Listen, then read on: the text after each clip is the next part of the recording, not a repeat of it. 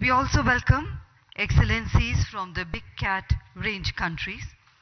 Shri Bhupinder Yadav ji, Honorable Union Minister, Ministry of Environment, Forest and Climate Change, Government of India. Shri Ashwini Kumar Chaubey ji, Honorable Minister of State, Environment, Forest and Climate Change, Government of India. We welcome officials from the ministries, stakeholders, distinguished participants, and respected members of the press and media. May I now call upon Honorable Union Minister Shri Bhupendra Yadav ji to welcome Honorable Prime Minister by presenting him the Tiger Memento as we commemorate 50 years of Project Tiger.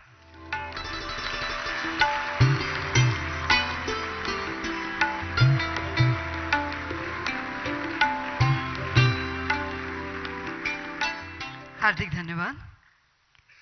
Since its launch on 1st April 1973, Project Tiger has strengthened tiger governance and field protection for ensuring conservation of tigers in its natural habitat. May I now invite Shri Bhupendra Yadav ji, Honorable Union Minister, Ministry of Forest, Environment and Climate Change, Government of India, to welcome the Honorable Prime Minister and the dignitaries and highlight the significance of today's grand mega event, the commemoration of 50 years of Project Tiger. Ladies and gentlemen, let's put our hands together to welcome the Honorable Minister.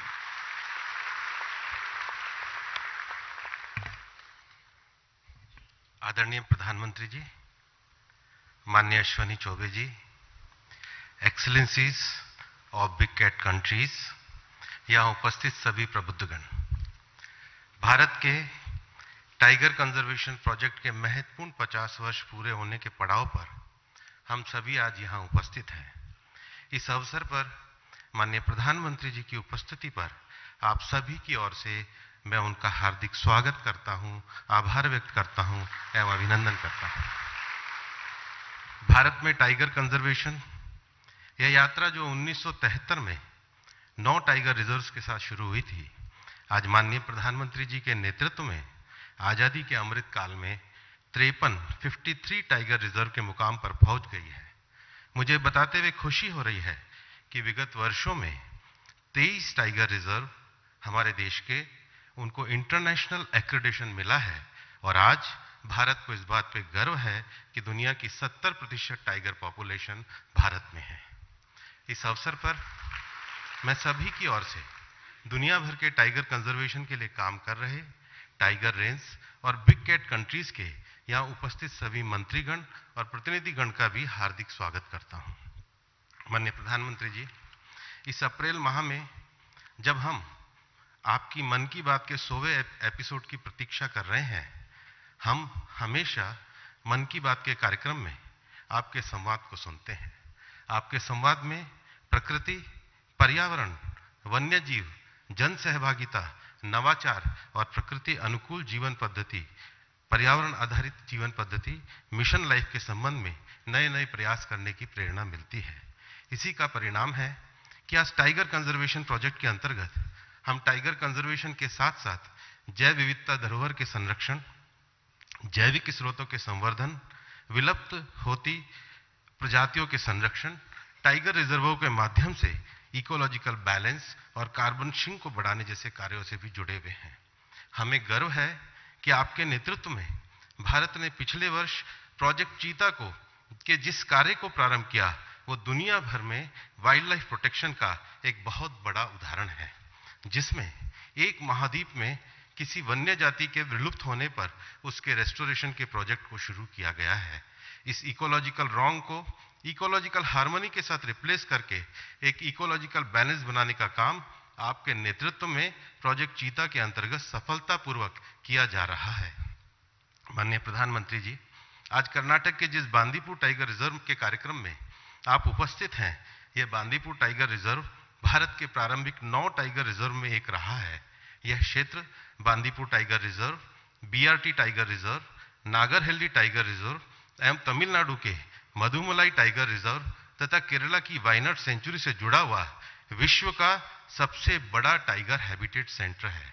हम इस क्षेत्र की अपनी विशिष्टता भी है। हमारे यहाँ के स्थानीय समुदाय टाइगर कंजर्वेशन से जुड़े हुए हैं और इसलिए देश भर में आपकी प्रेरणा से टाइगर कंजर्वेशन के अंतर्गत हम न केवल टाइगर प्रजातियों के संरक्षण संवर्धन को बचाने का काम कर रहे हैं, इसके साथ ही साथ सभी स्थानों पर इको टूरिज्म और रोजगार को बढ़ावे को भी प्रोत्साहन दे रहे हैं।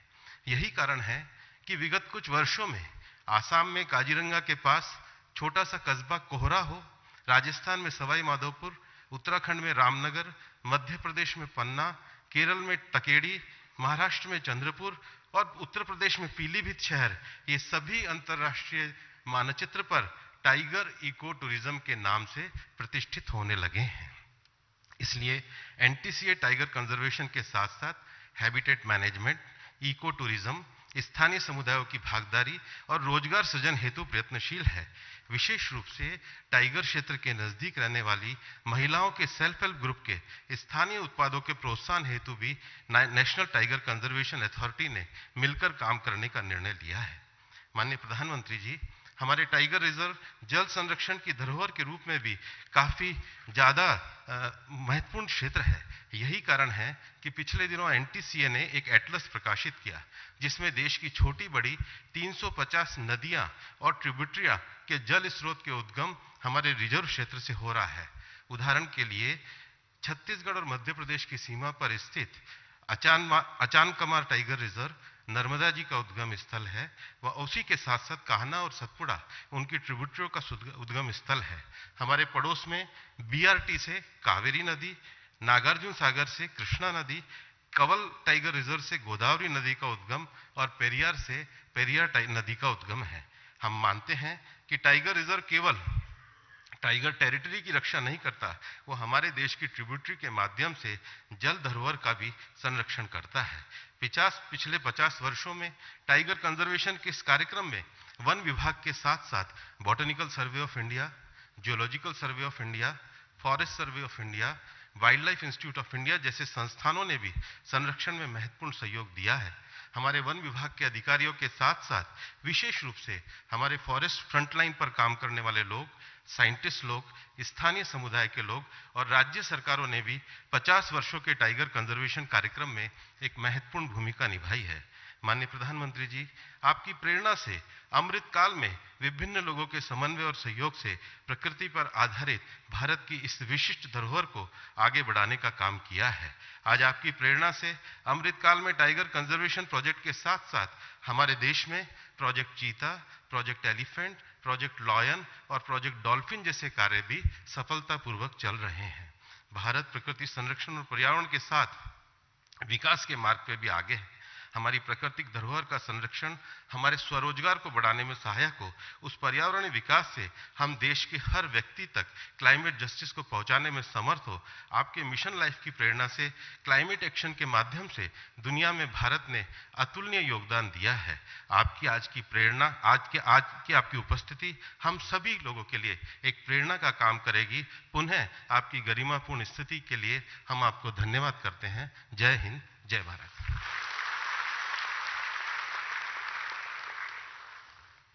माननीय मंत्री महोदय जी का हार्दिक धन्यवाद। Ladies and gentlemen, under the dynamic leadership of the Honorable Prime Minister of India and the tireless efforts of the Government of India towards tiger conservation has given us an opportunity on the auspicious occasion today to release some important reports by the Honorable Prime Minister. For India, the G20 presidency also marks the beginning of Amrit Kaal, leading up to the centenary of its independence towards a futuristic, prosperous, inclusive and developed society. The futuristic vision plan calls for a landscape approach towards ensuring integrity for tiger habitats while securing the ecological and economic gains for the local people.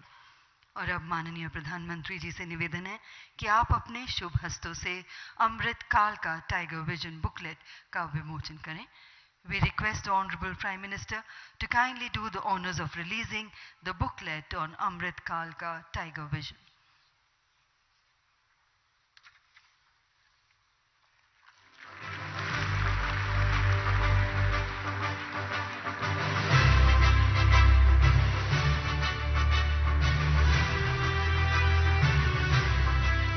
हार्दिक धन्यवाद. धन्यवाद.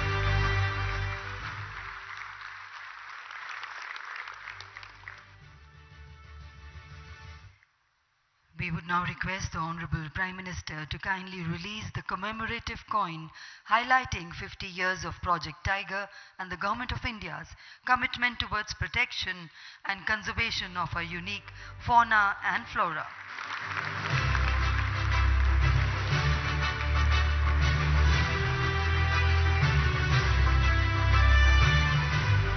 We thank you, sir. Ladies and gentlemen, India is the only country in the world that has institutionalized the management effectiveness evaluation process for its tiger reserves. We request our Honorable Prime Minister to kindly do the honors of releasing the summary report, Management Effectiveness Evaluation of Tiger Reserves in India 2022, the 5th cycle.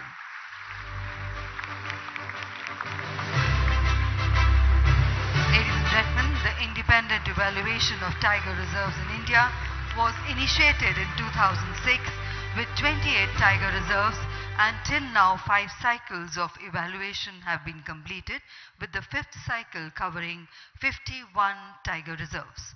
We thank the Honorable Prime Minister, sir, for doing the release. While acknowledging India's leadership role in tiger conservation, the Honorable Prime Minister in July 2019 called for an alliance of global leaders to obliterate demand and firmly curb poaching and illegal wildlife trade in Asia. In accordance, taking the message forward, an international Big Cat Alliance has been formulated. The overarching objective of the International Big Cat Alliance is to create synergy through a collaborative platform for increased dissemination of benchmarking, big cat conservation practices, and provide access to a central common repository of technical know-how and corpus of funds to enhance the status of habitats, prey and big cats in order to secure our ecological future and mitigate adverse effects of the climate change. We now request the Honorable Prime Minister to kindly launch the International Big Cats Alliance by clicking on the remote.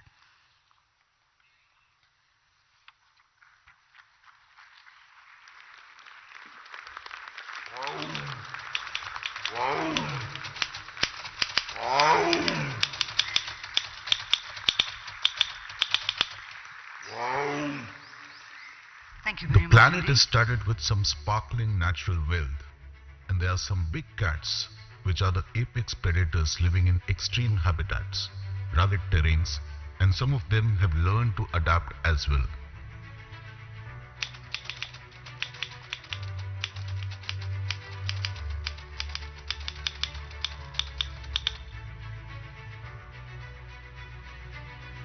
The tiger is the biggest cat species belonging to the genus Panthera. Presently, approximately 4,200 to 4,400 tigers are left in the wild. The highly social lions occupy only 8% of the historic range. In Asia, the only wild population can be found in Saurashtra in India. The fastest terrestrial animal, cheetah, was the only cat species which was extinct from the Indian subcontinent. Under the visionary leadership of Honorable Prime Minister Narendra Modi, cheetah made a comeback on Indian soil, and the first cheetah cubs were born in March 2023. The highly adaptive leopard has the widest range as compared to other big cat species of the world.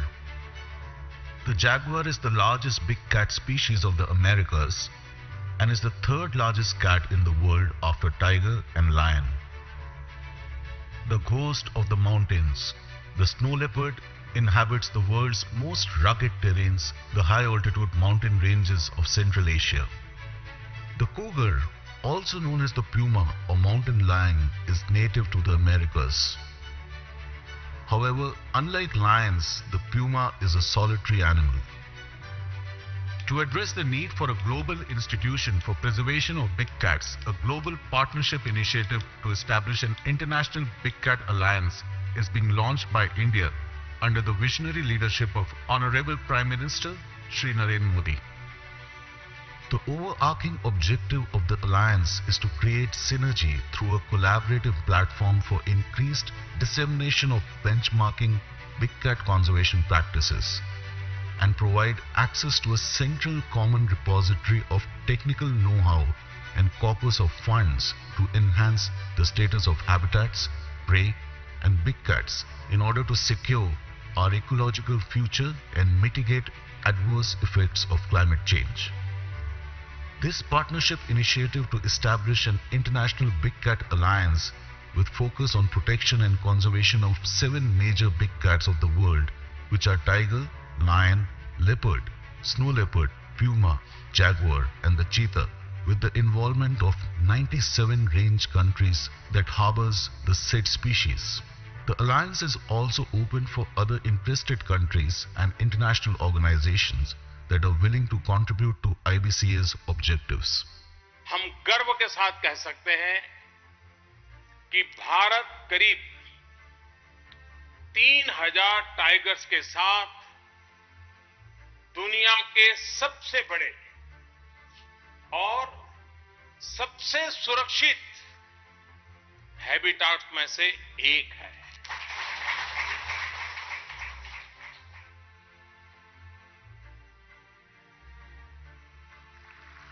Ladies and gentlemen, we thank the Honorable Prime Minister for launching the Big Cat Alliance.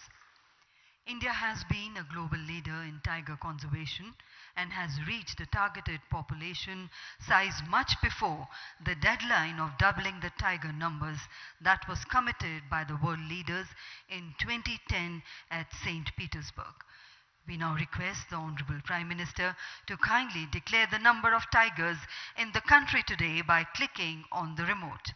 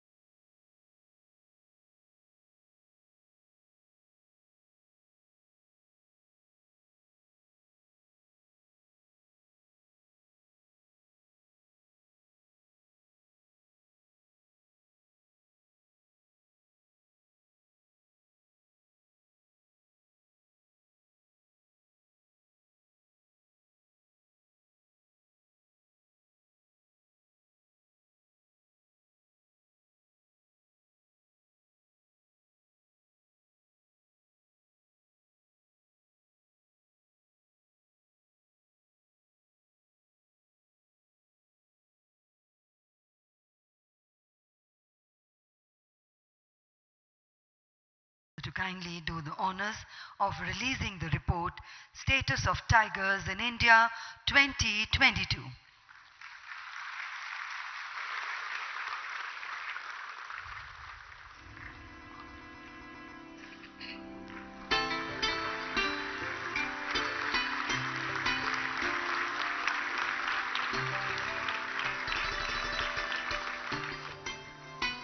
Hardik Dhanyavad.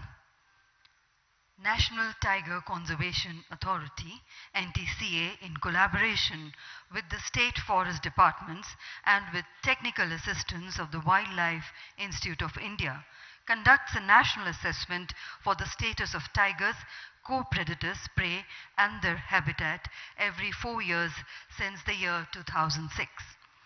The assessment is a Herculean exercise, and the 4th cycle of the exercise in 2018 got the accreditation from the Guinness Book of World Records for being the largest wildlife survey in the world in terms of unprecedented efforts invested.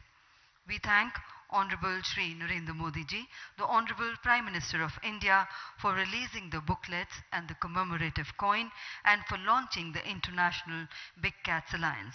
And now present before you a short film on success of Project Tiger.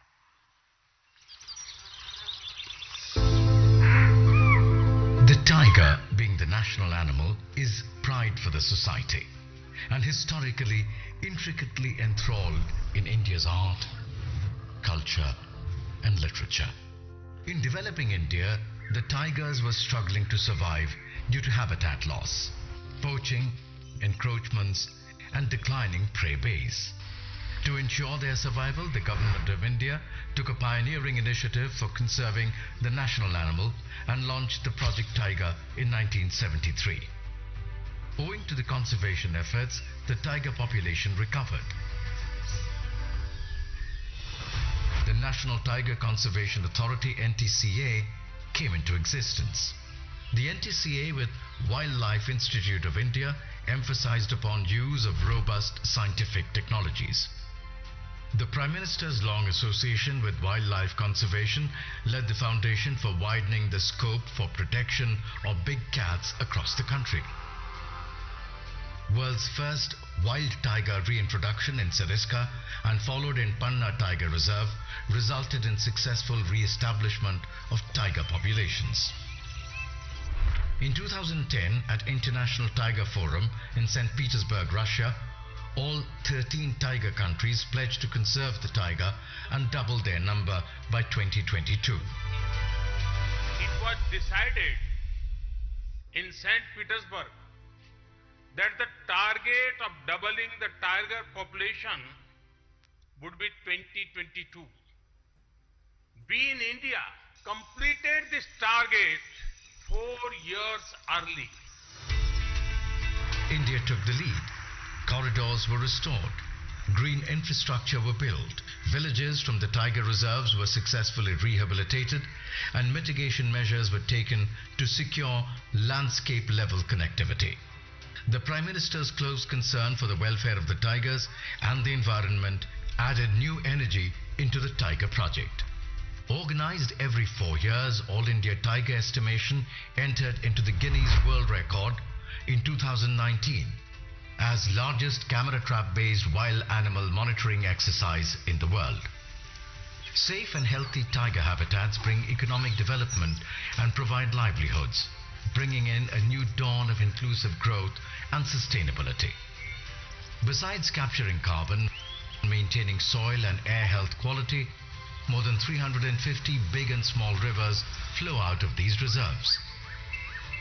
The indirect benefits from each tiger reserve are more than 13,000 crores annually.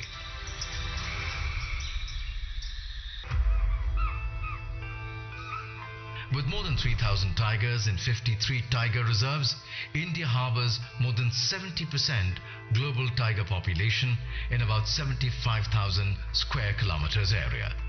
The success of Project Tiger is a testament to the dedication of the union and state governments and all the stakeholders working together for most successful wildlife conservation project in the world. Let us all pledge to create a green and environmentally sustainable country. Let the tiger be that symbol of sustainability.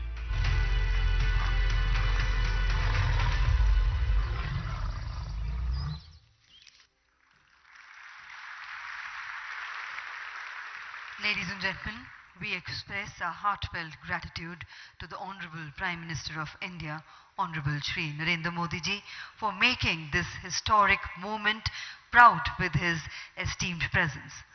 माननीय प्रधानमंत्री जी का आभार व्यक्त करते हुए निवेदन करना चाहेंगे कि आपके प्रेरणात्मक संदेश के साथ सबका मार्गदर्शन करें और एक बार फिर जोरदार तालियों के साथ स्वागत करते हैं माननीय प्रधानमंत्री जी, माननीय श्री नरेंद्र मोदी जी।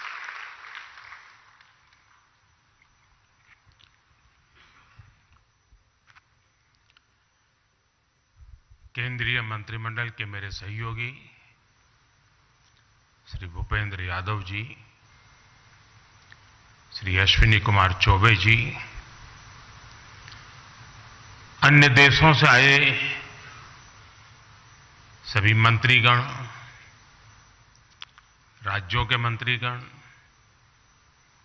अन्य प्रतिनिधि, देवी और सज्जनों, सबसे पहले तो मैं आप सबकी क्षमा चाहता हूं कि मैं सुबह 6 बजे चला गया था। मैंने सोचा था कि मैं समय पर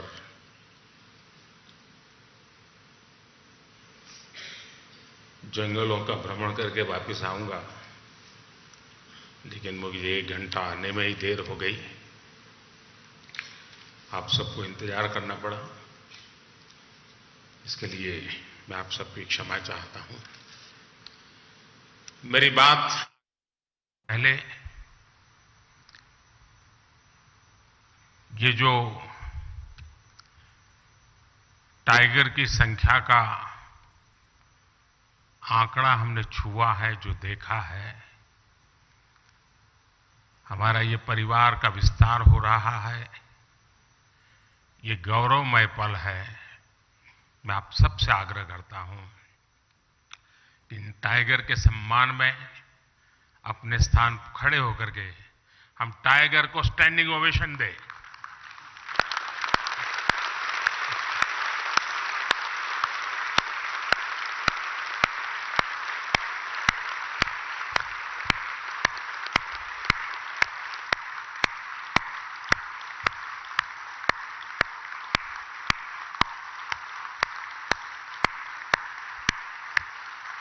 थैंक यू भैया।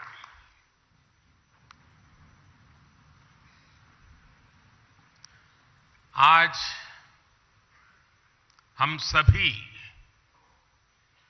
एक बहुत ही महत्वपूर्ण पड़ाव के साक्षी बन रहे हैं। प्रोजेक्ट टाइगर को 50 वर्ष हो गए हैं। प्रोजेक्ट टाइगर की सफलता भारत के लिए ही नहीं, बल्कि पूरे विश्व के लिए गौरव का विषय है। भारत ने टाइगर को न सिर्फ बचाया है, बल्कि उसको फलने फूलने का एक बेहतरीन इकोसिस्टम दिया है। यह हम लोगों के लिए और भी सुखद है कि जिस समय हमने अपनी आजादी के 75 वर्ष पूरे किए हैं, उसी समय दुनिया की करीब करीब 75% टाइगर पॉपुलेशन भारत में ही है। ये भी संयोग है कि भारत में टाइगर रिजर्व भी 75,000 वर्ग किलोमीटर का, और बीते 10-12 वर्षों में टाइगर पॉपुलेशन भी 75% बढ़ी है। ये सभी के प्रयासों से संभव हो सका है, और इसके लिए मैं पूरे देश को बहुत बहुत बधाई देता हूं। साथियों, आज विश्व भर के वन्य जीव प्रेमियों के मन में यह सवाल है, जब अनेक टाइगर रेंज देशों में उनकी आबादी स्थिर है या आबादी घट रही है, तो फिर भारत में तेजी से बढ़ क्यों रही है? इसका उत्तर है भारत की परंपरा, भारत की संस्कृति और भारत के समाज में बायोडायवर्सिटी को लेकर, पर्यावरण को लेकर जो हमारा स्वाभाविक आग्रह है, और वही सफलता के अंदर छिपा हुआ है। हम इकोलॉजी और इकोनॉमी में कॉन्फ्लिक्ट नहीं मानते, बल्कि दोनों के बीच कोएग्जिस्टेंस को महत्व देते हैं। हमारे यहां टाइगर से जुड़ा हजारों वर्ष पुराना इतिहास है। मध्य प्रदेश में पाई गई 10,000 साल पुरानी रॉक आर्ट्स में टाइगर के चित्र पाए गए हैं। सेंट्रल इंडिया में रहने वाले भारिया और महाराष्ट्र में रहने वाले वर्ली जैसे देश के अनेक समुदाय टाइगर को पूजते हैं, वर्शिपर। हमारे यहां अनेक जनजातियों में टाइगर को अपना बंधु माना जाता है, भाई माना जाता है। और टाइगर मां दुर्गा और भगवान अयप्पा का वाहन तो है ही। Friends, India is a country where protecting nature is a part of culture. This is why it has many unique achievements in wildlife conservation. With only 2.4% of the world's land area, India contributes about 8% of the known global diversity. India is the largest tiger range country in the world. With nearly 30,000 elephants, we are the largest Asiatic elephant range country in the world. Our rhino population of nearly 3,000 makes us the largest single-horned rhino country in the world. We are the only country in the world to have Asiatic lions. The lion population has increased from around 525 in 2015 to around 675 in 2020.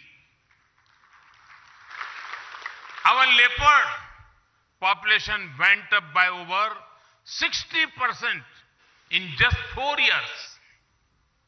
The work being done to clean up rivers, such the Ganga, has helped biodiversity. Some aquatic species that were considered to be in danger have shown improvement.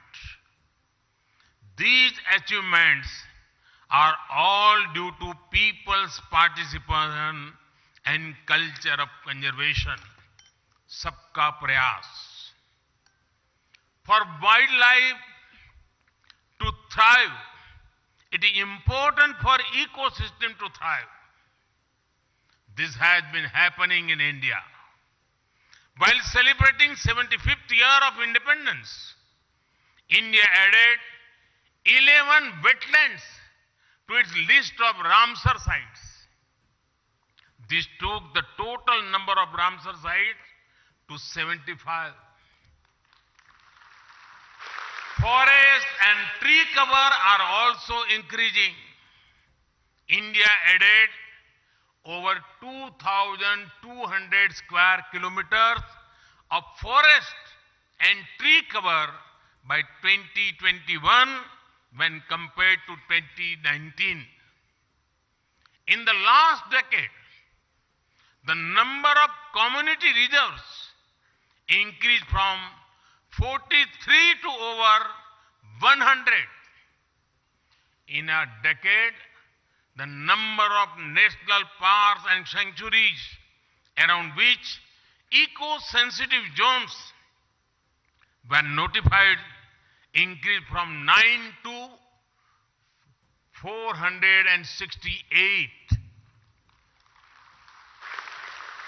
साथियों, wild life conservation के इन सभी प्रयासों में मुझे गुजरात के अपने लंबे अनुभव का भी लाभ मिला है। मैं जब गुजरात का मुख्यमंत्री था, तब ने लायंस पर काम किया था। वहीं मैंने सीखा कि किसी वन्य जीव को बचाने के लिए हम सिर्फ एक भौगोलिक दायरे में सीमित नहीं रह सकते। हमें इसके लिए स्थानीय लोगों और एनिमल के बीच एक रिश्ता बनाना होगा।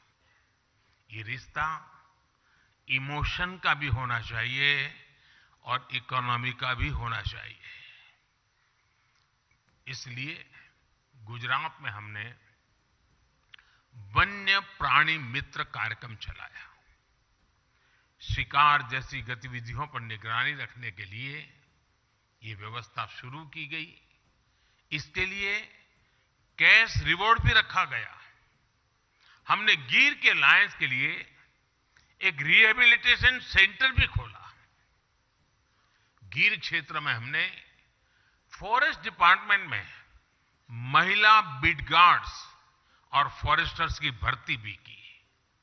इसने लायन है तो हम है तो लायन है की भावना को निरंतर मजबूत किया। आज आप भी देखते हैं कि गिर में अब टूरिज्म का, इको टूरिज्म का बहुत बड़ा इकोसिस्टम बन चुका है। साथियों, गिर में जो इनिशिएटिव लिए गए हैं, उसी तरह प्रोजेक्ट टाइगर की सफलता के भी कई आयाम हैं। इससे टूरिस्ट एक्टिविटी बढ़ी और हमने जो जागरूकता कार्यक्रम चलाए, उससे टाइगर रिजर्व्स में मैन एनिमल कॉन्फ्लिक्ट में भी भारी मात्रा में कमी आई। बिग कैट्स की वजह से टाइगर रिजर्व्स में पर्यटकों की संख्या बढ़ी और इससे स्थानीय अर्थव्यवस्था को मजबूती मिली है। बिग कैट्स की मौजूदगी ने हर जगह स्थानीय लोगों के जीवन और वहां के इकोलॉजी पर सकारात्मक असर डाला है। साथियों, कुछ महीने पहले भारत की बायोडायवर्सिटी को समृद्ध करने के लिए हमने एक और अहम काम किया है। दशकों पहले भारत से चीता विलुप्त हो गया था। हमें शानदार बिग कैट को नामीबिया और दक्षिण अफ्रीका से भारत लेकर आए हैं।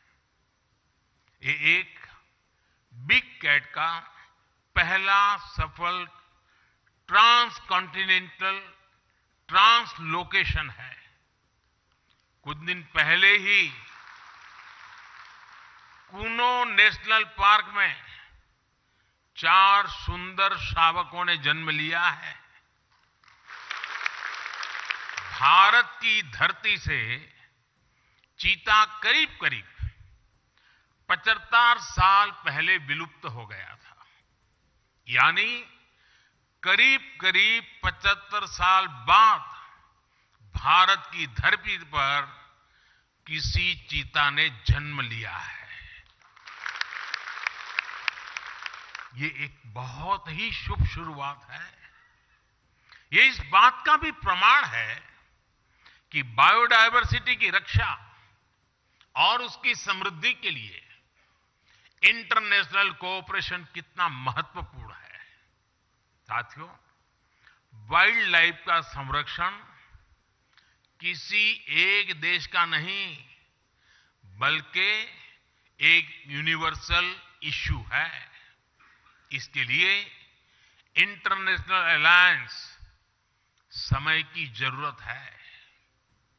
साल 2019 में ग्लोबल टाइगर डे पर मैंने एशिया में पोचिंग और इलीगल वाइल्ड लाइफ ट्रेड के विरुद्ध अलायंस का आह्वान किया था। इंटरनेशनल बिग कैट अलायंस इसी भावना का विस्तार है। इससे बिग कैट से जुड़े पूरे इकोसिस्टम के लिए फाइनेंशियल और टेक्निकल संसाधन जुटाना आसान होगा। इससे भारत सहित तमाम देशों के अनुभवों से निकले कंजर्वेशन और प्रोटेक्शन एजेंडा को लागू करने में आसानी होगी। इंटरनेशनल बिग कैट अलायंस, उसका फोकस दुनिया की 7 प्रमुख बिग कैट्स के संरक्षण पर होगा।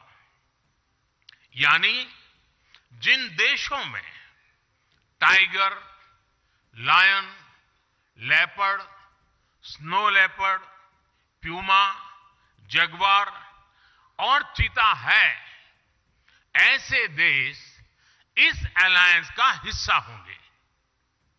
इस अलायंस के तहत सदस्य देश अपने अनुभव शेयर कर पाएंगे, अपने साथी देश की ज्यादा तेजी से मदद कर पाएंगे। ये अलायंस रिसर्च, ट्रेनिंग और कैपेसिटी बिल्डिंग पर भी जोर देगा। हम साथ मिलकर इन प्रजातियों को विलुप्त होने से बचाएंगे, एक सुरक्षित और बेहतरीन इकोसिस्टम का निर्माण करेंगे। साथियों, मानवता का बेहतर भविष्य तभी संभव है जब हमारा पर्यावरण सुरक्षित रहेगा, हमारी बायोडायवर्सिटी का विस्तार होता रहेगा। ये दायित्व हम सभी का है, पूरे विश्व का है। इसी भावना को हम अपनी G20 अध्यक्षता के दौरान निरंतर प्रोत्साहित भी कर रहे हैं।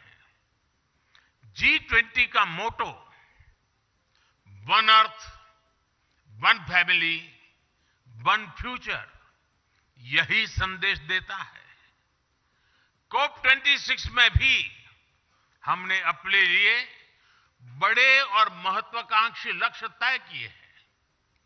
मुझे पूरा विश्वास है कि आपसी सहयोग से हम पर्यावरण संरक्षण के हर लक्ष्य को प्राप्त करेंगे। साथियों, इस कार्यक्रम में जो विदेशी अतिथि आए हैं, जो दूसरे राज्यों से यहां हमारे मेहमान आए हैं, उनसे मैं एक और बात भी कहना चाहता हूं। आप सभी को यहां एक और लाभ जरूर उठाना चाहिए। ये जो सह्याद्री का क्षेत्र है, वेस्टर्न घाट का क्षेत्र है, यहां अनेक ट्राइब्स रहती हैं। वे सदियों से टाइगर सहित हर बायोडायवर्सिटी को समृद्ध करने में जुटी है। उनका जीवन, उनका कल्चर पूरी दुनिया के लिए बहुत उत्तम उदाहरण है। प्रकृति से जितना लिया उतना ही प्रकृति को लौटाया। ये बैलेंस कैसे काम करता है, वो हमें यहां सीखने को मिलता है, इस आदिवासी परंपरा में देखने को मिलता है। यहां आने से पहले मेरी ऐसे अनेक साथियों से बातचीत भी हुई है और इसी कारण मुझे आने में भी देर हो गई। जिस द एलिफेंट विस्परर्स डॉक्यूमेंट्री को ऑस्कर मिला है, वो भी नेचर और क्रिएचर के बीच के अद्भुत संबंधों की हमारी विरासत को दर्शाती है। मिशन लाइफ यानी लाइफस्टाइल फॉर एनवायरनमेंट के विजन को समझने में भी आदिवासी समाज की जीवन शैली से बहुत मदद मिलती है।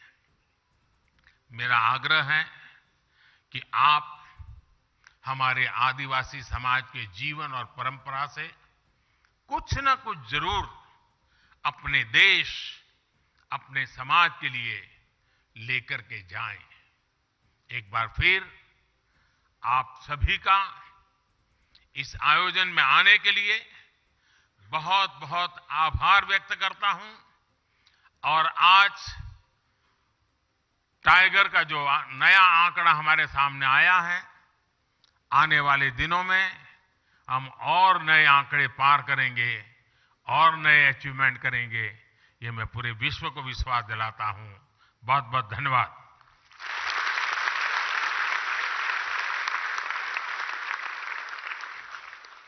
माननीय प्रधानमंत्री जी का हार्दिक धन्यवाद। Ladies and gentlemen, we thank the Honorable Prime Minister. We would request everyone to kindly remain seated while the Honorable Prime Minister departs from